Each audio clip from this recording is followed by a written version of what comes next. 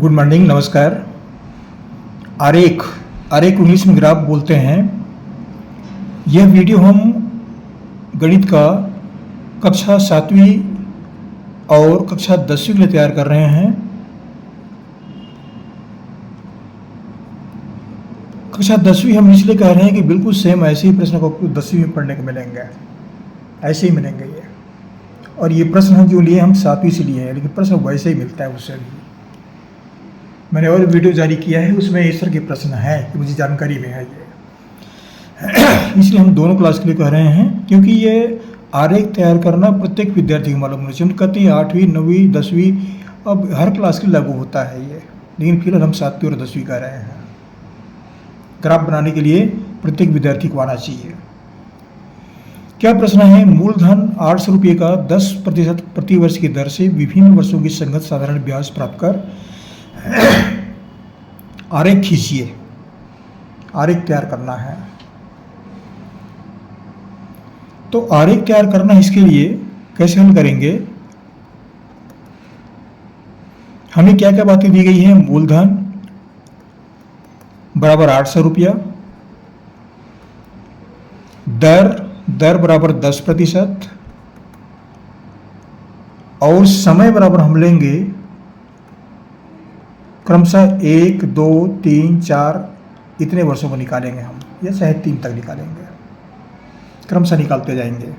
ये संगत साधारण ब्याज है, तो अलग अलग वर्ष का निकालेंगे यहाँ पर। तो क्या करेंगे? साधारण ब्याज का जो सूत्र है वह हम सूत्र विधि का प्रयोग कर रहे हैं यहाँ पर। साधारण ब्याज बराबर होता है मूलधन गुणित दर गुणित समय बटा 100। ये साधारण ब्याज निकालने का सूत्र है। यहां पर मूलधन 800 है तो 800 लेंगे, दर 10% है तो यहां 10 रखेंगे, और समय कर लेंगे हम 1 वर्ष। 1 वर्ष के ब्याज निकाल रहे हैं, बटा 100। कटा देंगे इसको, ये शून्य से शून्य कट जाएगा, ये शून्य से ये शून्य कट जाएगा। क्या बचा? 8 और 10, 8 दाम 80 रुपया। ये क्या है? 1 वर्ष का ब्याज।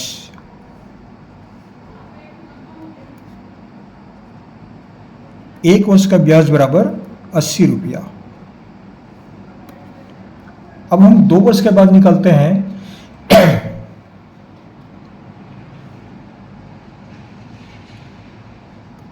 2 वर्ष का साधारण ब्याज। 2 वर्ष का साधारण ब्याज निकालेंगे तो मूलधन है 800 रुपया, दर है 10% और 10 लिखेंगे, और समय बराबर 2 बटा 100। ये शून्य से शून्य कटा देंगे, ये शून्य से ये शून्य कट जाएगा। 8 दाम 80, 80 गुणित 2, 80 गुणित 2 बराबर 160 रुपया। तो हमें 2 वर्ष का ब्याज प्राप्त हुआ।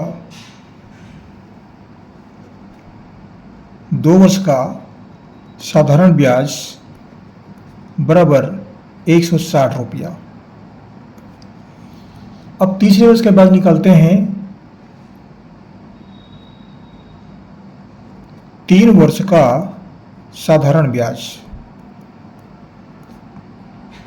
वही सूत्र का प्रयोग हम फिर करेंगे, मूलधन गुणित दर गुणित समय बटा 100। तो मूलधन है 800 रुपया, दर है 10% और समय है 3 वर्ष। 3 वर्ष निकाल रहे हैं तो 3 लिखेंगे, बटा 100। ये शून्य से शून्य कटा देंगे, ये शून्य से ये शून्य कटा देंगे। 8 गुणित 10 गुणित 3, ये कितना हो गया? ये 8 दाम 80 गुणित 3 बराबर 240 रुपया। तो 3 वर्ष का साधारण ब्याज मिला हमको। 3 वर्ष का साधारण ब्याज, ये साधारण ब्याज हमको प्राप्त हुआ 240 रुपया। इसी तरह चाहें तो 4 वर्ष का भी निकाल लें। 4 वर्ष का साधारण ब्याज निकालेंगे तो 4 वर्ष का साधारण ब्याज, ये 3 है, यहां पर 4 आ जाएगा।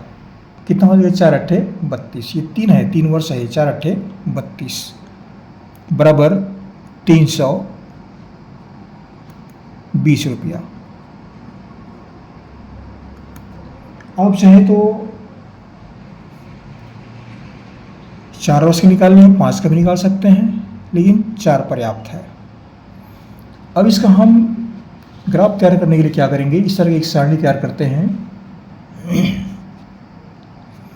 ये क्रमांक है, ये साधारण ब्याज है, और ये बिंदु है। ये बिंदु समय और ब्याज के रूप में एक बिंदु तैयार किए हैं। समय और ब्याज का निर्धारण है। ये साधारण ब्याज ये जो है हमें पहले वर्ष का प्राप्त हुआ है 80 रुपया।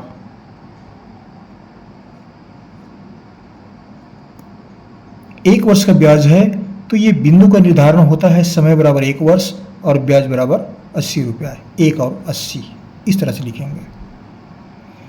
2 वर्ष का ब्याज हमको प्राप्त हुआ है 160 रुपया।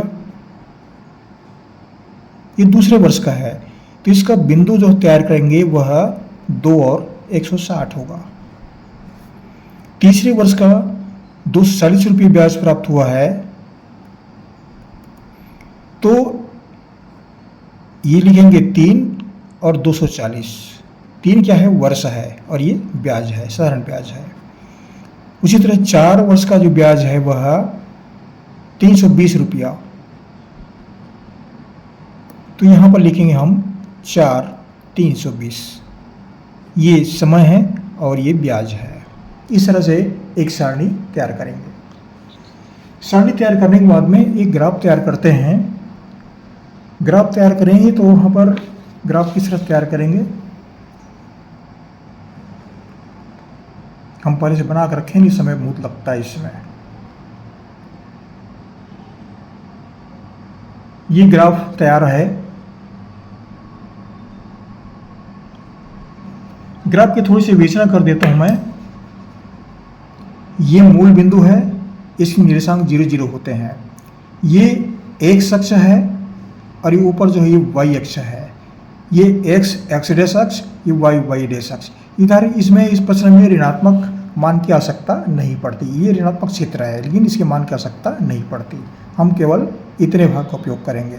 साधारण ब्याज जो है ऋण में नहीं आता और वर्ष भी ऋण में नहीं होता, तो हम इतने भाग का उपयोग करेंगे, इधर का उपयोग नहीं करेंगे।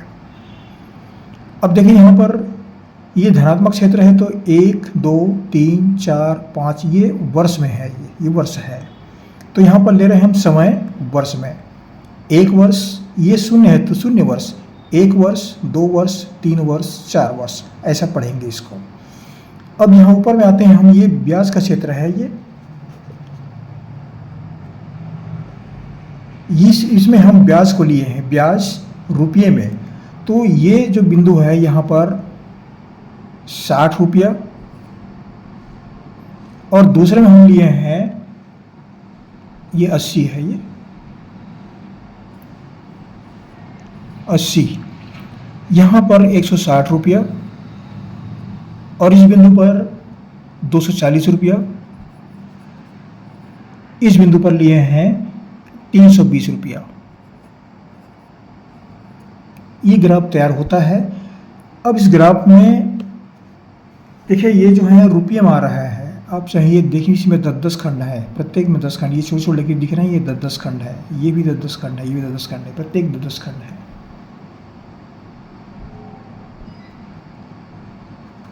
इसका हम थोड़ा सा कुछ और आवश्यकता पड़ रही है, बता रहा हूँ मैं।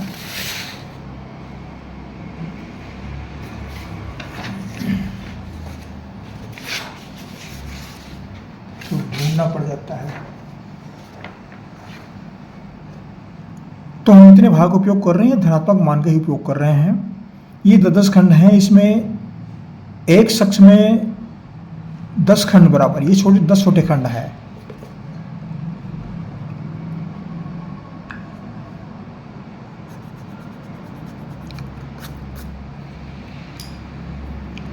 एक अक्ष में 10 छोटा खंड बराबर 1 वर्ष, ये इसकी इकाई है। वैसे ही वाई अक्ष में 10 छोटा खंड बराबर हम लिए हैं 80 रुपया।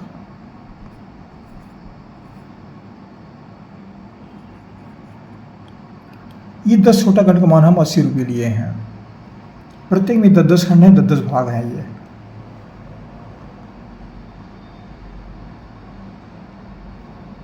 तो इस तरह से तैयार करेंगे। अब देखिए यहां पर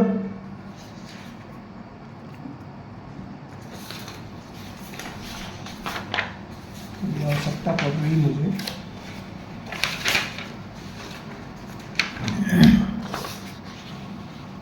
इसको लीजिए 1 और 80। 1 को हम ढूंढेंगे एक शख्स में, ये वर्ष है, और 80 जो रुपया जो है ब्याज है। ये इसको हम वाई एक्स में लेंगे, इसको हम एक्स अक्ष में लेंगे। एक शख्स का निर्देशांक है और 80 वाई एक्स का निर्देशांक है, 1 और 80। तो यहाँ पर ये 1 वर्ष यहाँ तक आ रहा है और 80 ऊपर जो रहेंगे तो यहाँ तक आ रहा है। ये इस तरह से चौकोर आकृति बन रहा है और इस बिंदु पर आकर दोनों मिल जाते हैं। तो इस बिंदु के निर्देशांक जो है ये 180 है। ये दूसरे में 260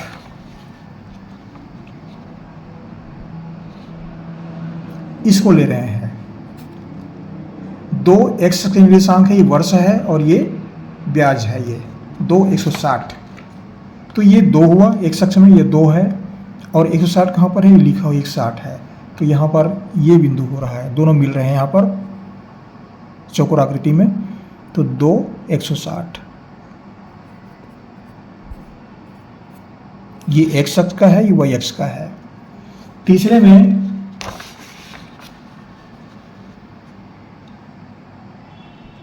3 240, 3 जो है एक्स अक्ष में लेंगे, ये वर्ष है और ये साधारण ब्याज है। 3 240 एक अक्ष में ये 3 तक आ रहा है,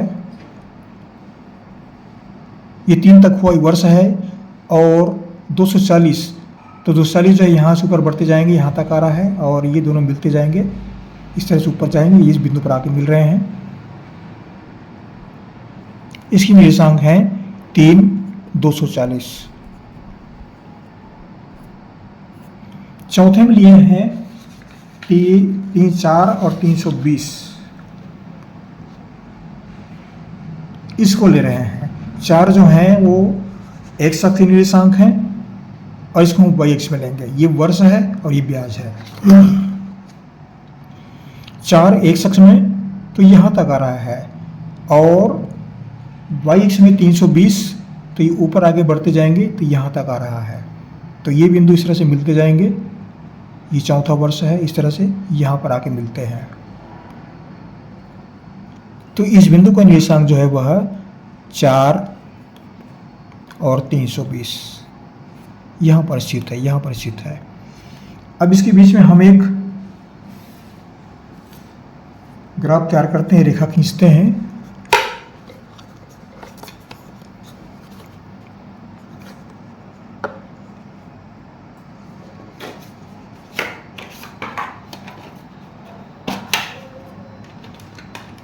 थोड़ा समय लगता है बताने में।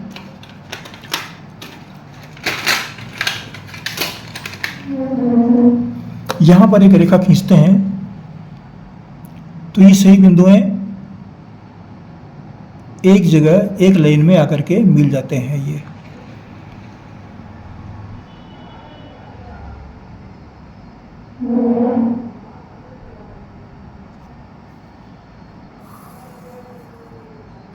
इस तरह से एक रेखा बन रहा है ये, और ये ग्राफ है इसका कि ग्राफ किस तरह से तैयार करें। तो इस तरीके से संगत जो साधारण ब्याज है, संगत साधारण ब्याज और वर्ष, इस तरह से एक आरेख तैयार करेंगे। ये आरेख तैयार करने की विधि है, इस तरह से निकालें आरेख तैयार करना, ग्राफ तैयार करना। ये ग्राफ जो है आगे चल के काम आता है, ये आगे पूरा समझ में आता है। 9वीं 10वीं का पढ़ेंगे तो इसकी आवश्यकता बहुत पड़ती है, ये बहुत आवश्यकता पड़ती है ग्राफ की। इसे हम थोड़ा समय लेकर के बता रहे हैं इसको हम, क्योंकि अधूरी बातें कहना जो है कोई अर्थ नहीं रहता, क्योंकि ये बेसिकल मैथमेटिक्स है, पूरी बातें कहना पड़ता है, बताना पड़ता है। आशा करता हूँ जो विद्यार्थी पढ़ रहे हैं ज़रूर कमेंट्स कीजिएगा, पढ़िएगा। हमारी शुभकामनाएं आपको। अगले वीडियो में फिर मुलाकात होगी। हमारे चैनल जरूर सब्सक्राइब कर दीजिएगा, सब्सक्राइब करना ना भूलें। पढ़ते रहिए, अगले वीडियो में फिर मुलाकात होगी। Thank you.